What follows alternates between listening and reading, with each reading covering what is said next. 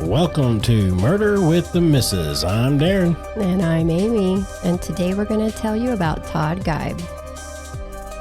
Don't forget to check us out on Spotify, Apple Podcasts, YouTube, Podbean, and Facebook. Like, share, subscribe. Make sure to hit the notification bell so you get the new episodes whenever they drop. And tell your friends as always. Man, some of these cases are so fascinating and just as frustrating. And this is another one that has basically a set amount of information that is repeated because you can't get access to anything. And there isn't a whole lot that was reported. A lot of our information comes from whatever case documents we can get our hands on, news reports, social media, interviews, and sometimes books. And this is one of those. A lot of details you are about to hear are from a book, Case Studies in Drowning Forensics by Kevin Gannon, a former New York police detective, and Dr. D. Lee Gilbertson, a professor of criminal justice.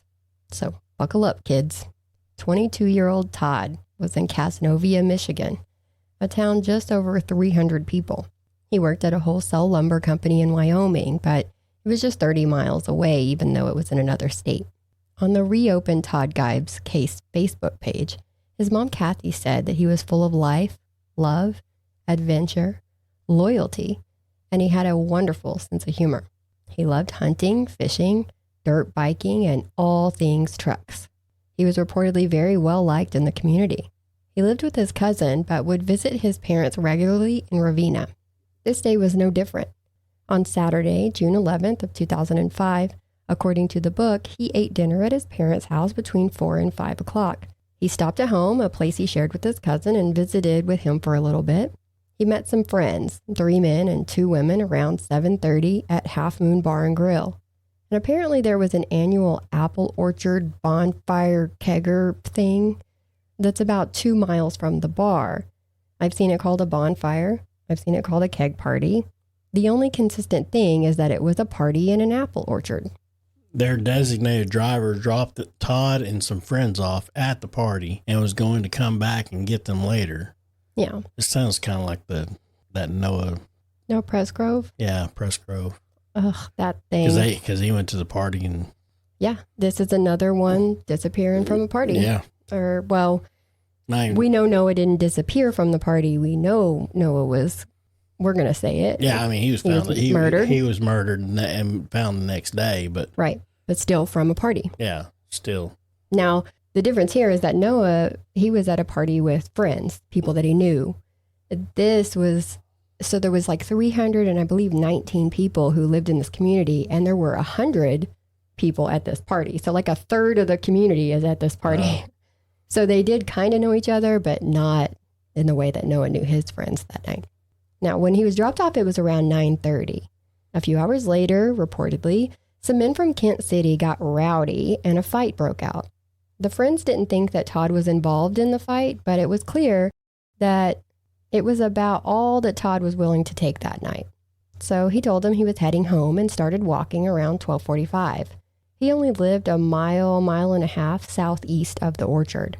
According to the book, at 12:47, he called someone we'll refer to as P. The calls were broken up, so she hears "I'm in a field" twice and the call ends.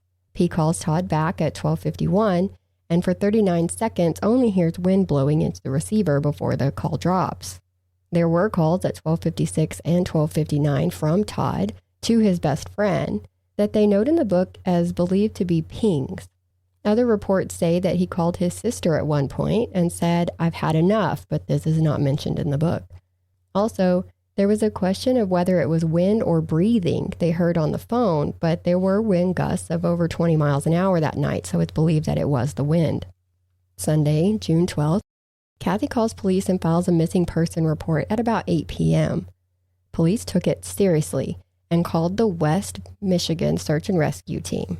By 11 p.m., K-9 units, members of the Search and Rescue Team, members of the Missing You Foundation, and about 20 volunteers met at the orchard and split up into teams to search. Michigan State Police took the case over pretty quickly.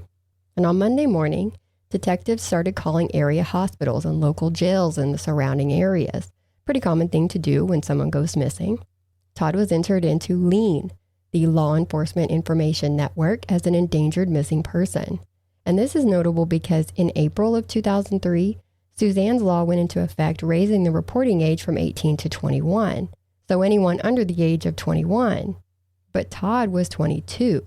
To me, this shows that they were very much taking this seriously. Also, Monday morning, an airboat and a helicopter were used. Yeah. And bloodhounds tracked his scent from the orchard to, well, there's a bit of a discrepancy here too. The book says the scent was tracked to White Road, then they lost it, which is a dirt road. But it has been widely reported that it was tracked to White Road, then east about a quarter mile to a paved road, and it was lost there. Which would make sense because this was and is a 2-lane paved road and is the direction he would take to get home. So the working theory is that he was possibly hit by a car. They checked local body shops to see if any customers brought in vehicles with damage consistent with hitting a human, but nothing came of that. Tuesday, the 14th, searches continued with helicopters, boats, airboats, search dogs, people on horseback, and ATVs. Many reports say that there were 1,500 cops and volunteers during this 3-day searching, but on Wednesday, June 15th, law enforcement pulled out. The family and friends were now on their own. According to the book, a few days later, on June 19th, 2 MSP troopers met the family and a psychic at the orchard.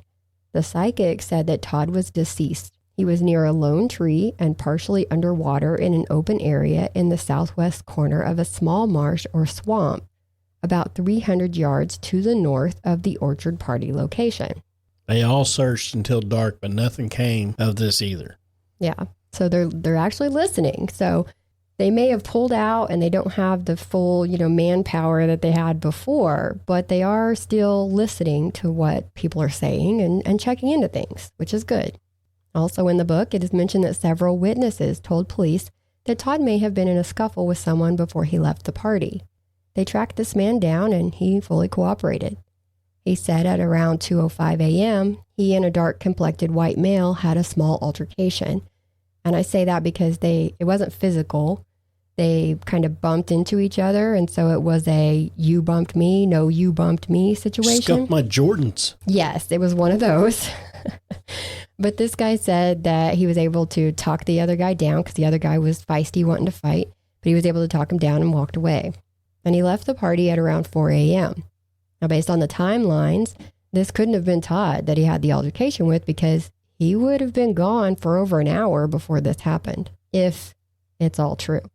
On July 2nd, 3 weeks after Todd went missing, a couple we'll call J and B went down to Ovidal Lake at about 5 p.m. to go fishing. Now, this is a private lake accessible to people who live around it. So it's not a public lake like what we have here where you could just go and barbecue and spend the day or camp for the weekend. This is literally minimal access. As they got closer, they saw what they thought was a beaver in the water. But the closer they got, the more they realized that this was not a beaver. This was a human. Jay took the boat out and took pictures of the body and scene for the police, but said he was careful not to disturb anything. Then he went back to the shore and called police. I'll go ahead and mention here that most of the pictures that Jay gave the police have since been misplaced. Police got there to see the body, not floating face down like you typically see in water recoveries, but almost standing straight up, vertical, with head and shoulders above the water. The book says that the death scene investigation report says nothing was found tied to the body or anchored the body in such a manner as to contribute to Todd's upright floating posture.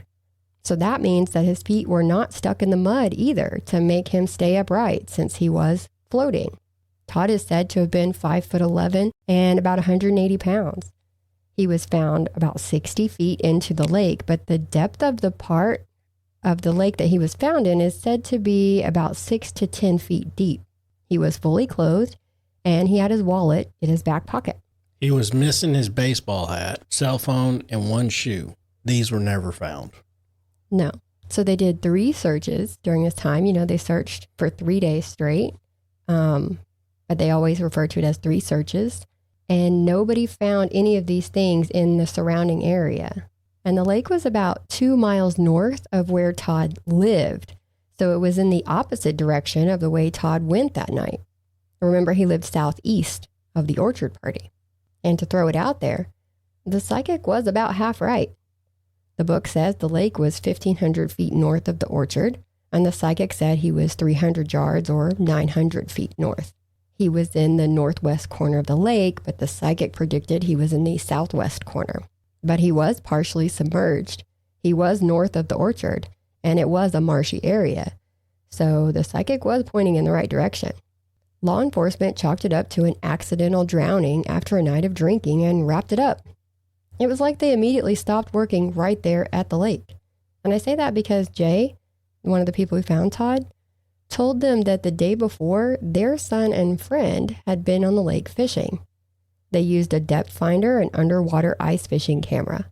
They had been on all areas of the lake. So there's a smaller area where Todd was found, then it narrows and opens back up to a larger part where the depths hit about 20 to 25 feet deep. But they had been on all these areas, and they said that there were no images of a body on their cameras or anything suspicious. That evening, Jay's brother and nephew fished in the lake until it got too dark to see around 9 p.m. They went through the narrows twice, but nothing suspicious. Yeah, so they also had been on all parts of the lake, and this is the day before the body was found, right? Now, Saturday morning at about 7 a.m., Jay and his son went fishing. And they say that when they went out there, the canoe was across the lake from where they usually tie it up. So I've made like a weird map, and I'm not a map maker, but we'll post it on our Facebook so you can see. It's literally directly across the lake from where it was tied up the day before. So they took the boat to go get it, and they found a bunch of beer cans in it. They brought the canoe back, dumped the beer cans next to the path to the orchard, and fished until it started getting too hot, which was around 10:30 a.m. When Jay told police at the scene about the canoe position and the beer cans, they didn't seem too interested in it. They didn't collect the cans to test them or the canoe. They didn't care to maybe have a cadaver dog or a bloodhound sniff it to see if Todd had ever been in the canoe alive or deceased. Now, there was an autopsy which showed he had no injuries to his body, and more notably, no water in his lungs. Now, I don't know about you, but if police say he died of accidental drowning and close the case, I expect to see some water in those lungs.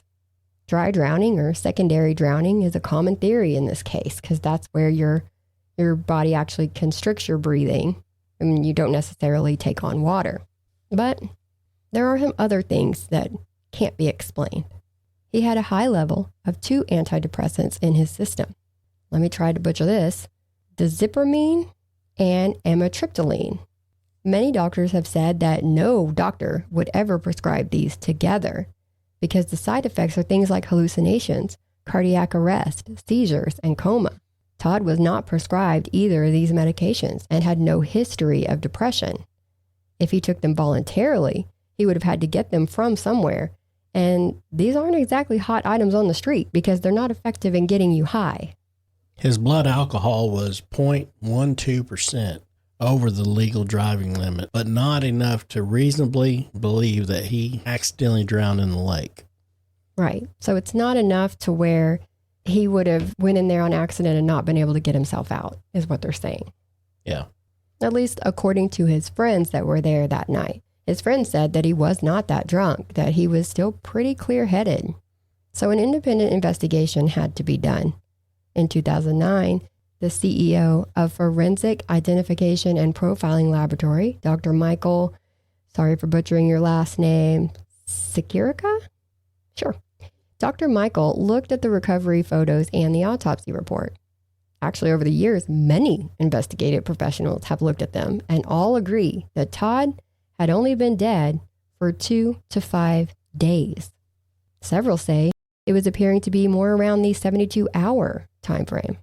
But Michigan State Police refuse to reopen the case.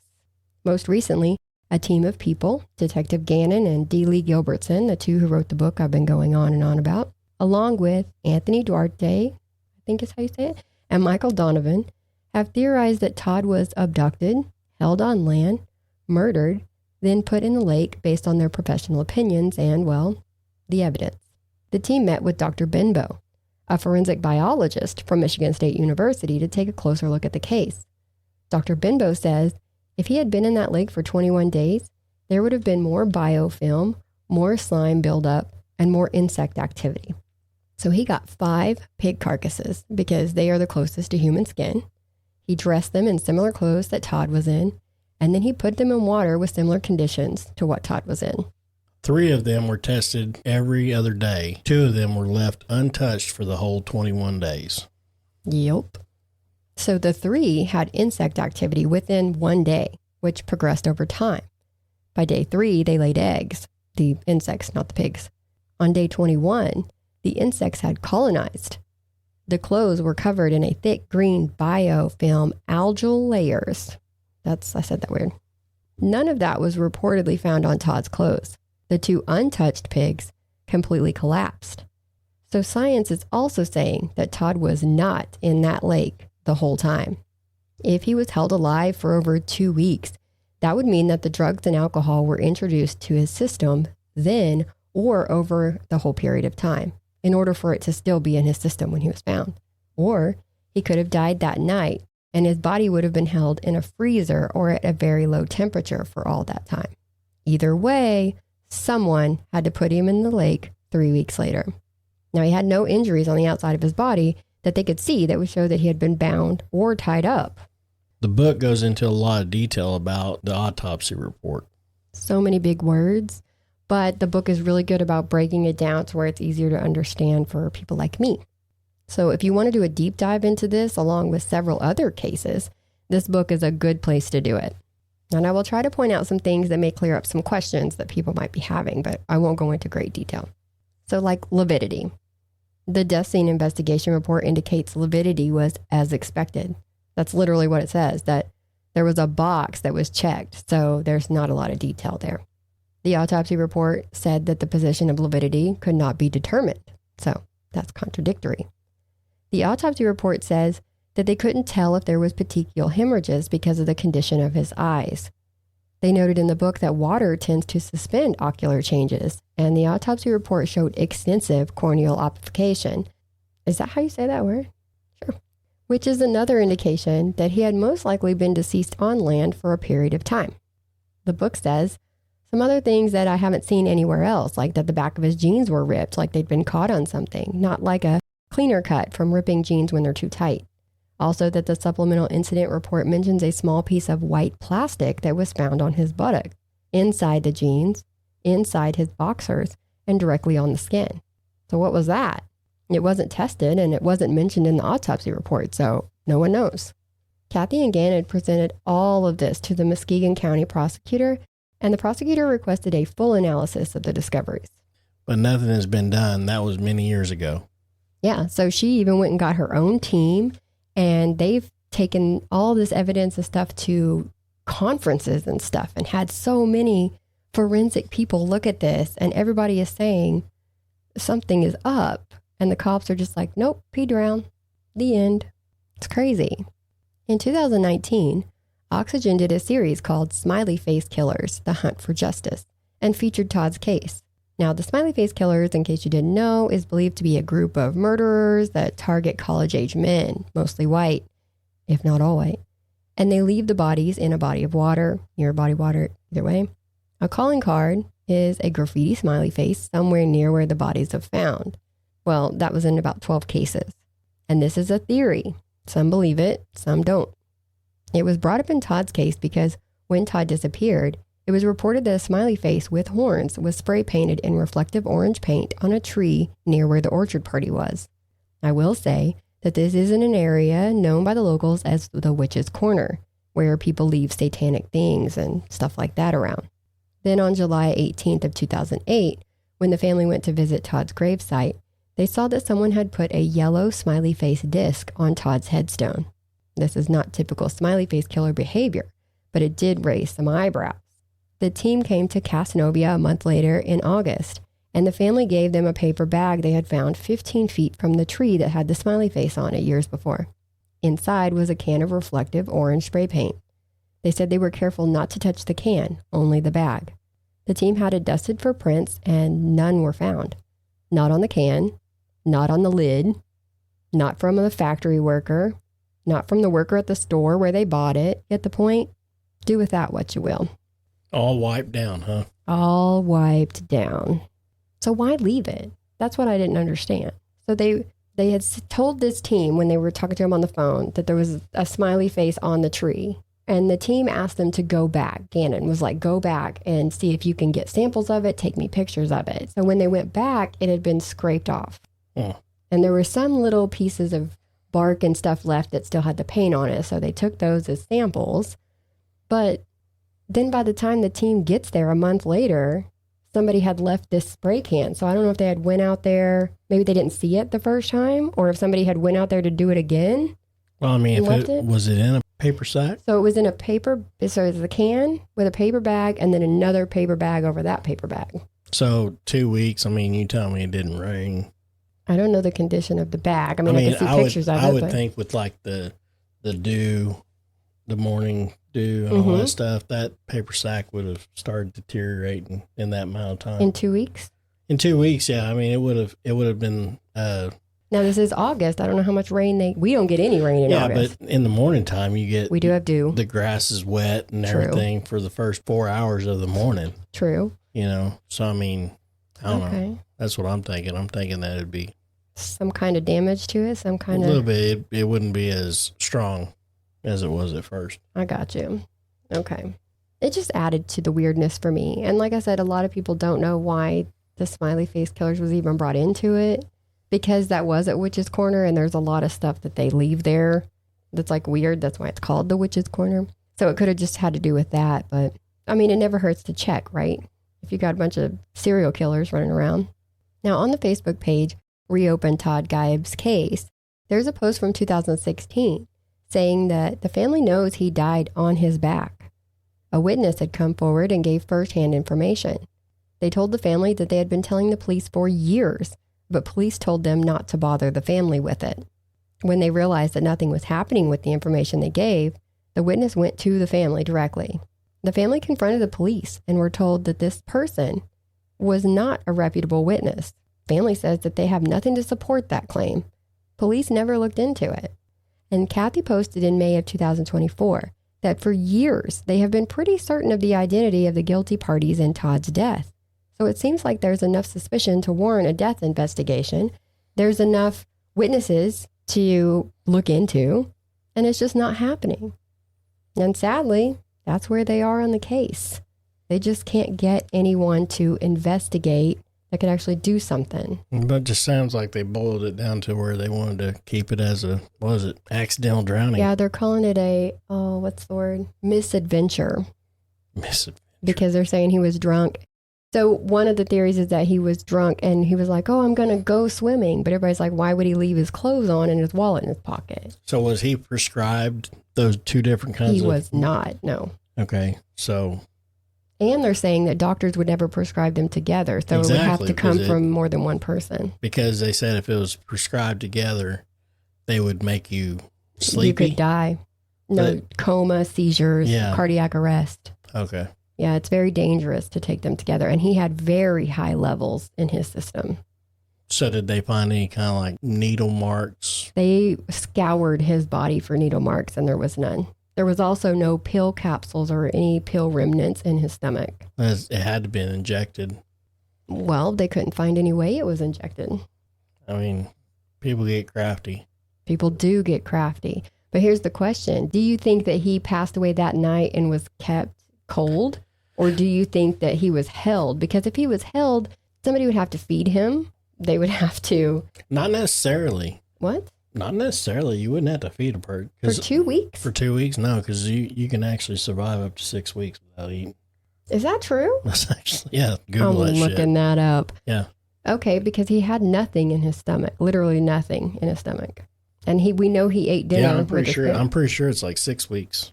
Yeah, the book goes into great detail about how fast your body breaks down food, how fast your body breaks down liquids, and things like that. And it says there was nothing in his stomach, according to the autopsy report. His bladder was empty, I believe. Let's see what it says. Oh, we're Googling. 8 to 21 days. So he could have been held with, they didn't have to feed him. But he wasn't emaciated. We watched Naked and Afraid before. But 8 to 21 days. Yeah. And I mean, sometimes they go quite a while. And they lose 30 pounds in a month. This guy hadn't lost any weight. See, so right here it says, it's difficult to determine how long someone can go without food, but experts believe that it's between 1 and 2 months. That's wild. Yeah, that's what I thought. It was about 6 weeks. But like I said, he didn't lose any weight. So if he wasn't eating after 2 weeks, he should have lost, 15, 20 pounds. Oh, yeah. No, I mean, he would, but he might have bloated. He was not bloated. Okay. That was another indicator because the pigs were very bloated when they took him out, and Todd had no bloating. Yeah. So, I mean, I don't know. It's believed he was put in the water either late the night before or that morning when they found him. Yeah. Because that family had been on the lake the whole time. I don't believe that he was in the lake the whole time. No, there's no way. Why was he floating straight up and down? That's another one. I believe that the way he had his arm. Yeah, he had one arm crooked over. So that means he was in the sitting position. He had no rigor. He was already out of rigor. So he was in the sitting position like he was sitting with his head down on his arm. Yeah, so the position that the top part of his body was in was almost like if you fall asleep in class, you put your arm on your desk and lay your head down. Mm-hmm. That's kind of the position that was what was sticking above the water, and the rest of his body was straight down. But his leg was straight. Mm-hmm. It's weird. And then they couldn't really tell about lividity because it breaks up too. So if you move somebody while lividity has already started settling, so your blood starts to settle, it will displace it, obviously. Yeah. But they're saying the condition of the body when they found him, they could not tell if there was lividity or not. I got you. But his eyes, they said they could tell by his eyes. That what? But that's another thing I question because his head was above water, but he wouldn't have been above water for 3 weeks. So the water keeps your eyes from going opaque and doing all the stuff that it does when you die.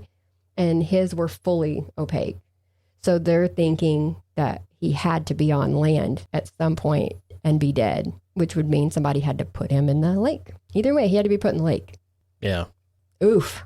Yeah, that's kind of hard. It's a weird one. It's a weird one. So maybe he was put in a freezer. They're saying that's the only way. At low temperature, yeah. Because if they had kept him for that it wouldn't be 21 days. If he had died 5 days. But if he was put in a freezer, then that means he had been put in the freezer. Immediately. Basically laying down on his stomach like this. True. With his legs straight out. That's true too. That'd been a long freezer. Yeah, true. Because he's almost 6 feet tall. He's 5'11". Yeah, because however his body froze or final resting, that's where he's going to be stuck at. It's going to be locked in. Well, he was out of rigor. But either way, they're going to be kind of locked in. I mean, I don't think they get pliable again, do they? Yeah. Oh, shit. So another thing. I thought everything, because I thought once that sets in and everything, basically you're stiff. You actually go into rigor and then you go back out. But weird. Another weird thing is that if they didn't freeze him, if they did hold him, he had no ligature marks like he had been bound. So they would have had to kept him drugged more than likely that whole time. I'm betting, yeah. And then they would have had to give him beer. Maybe they drugged the beer. So that was another theory, is that somebody drugged his beer at the party, waited for him to stumble off, because he would have been feeling the effects within an hour. Because if it was a high dose. It was a very high dose. That mixed with alcohol, that right there would fuck you up. But it would have likely killed him that night. They said the amount that was in his system, he would have and then they would definitely have been to unconscious. Take him and put him in the freezer or whatever. Right. And then why? Maybe it was whatever, graffiti. The smiley face killers? Yeah, graffiti bandits. Not the bandits. Anyway. Okay, we'll stop. All right. Well, that's the end of this one. Glad you guys joined us. Catch us on the next one. Don't forget to tell your friends. Bye.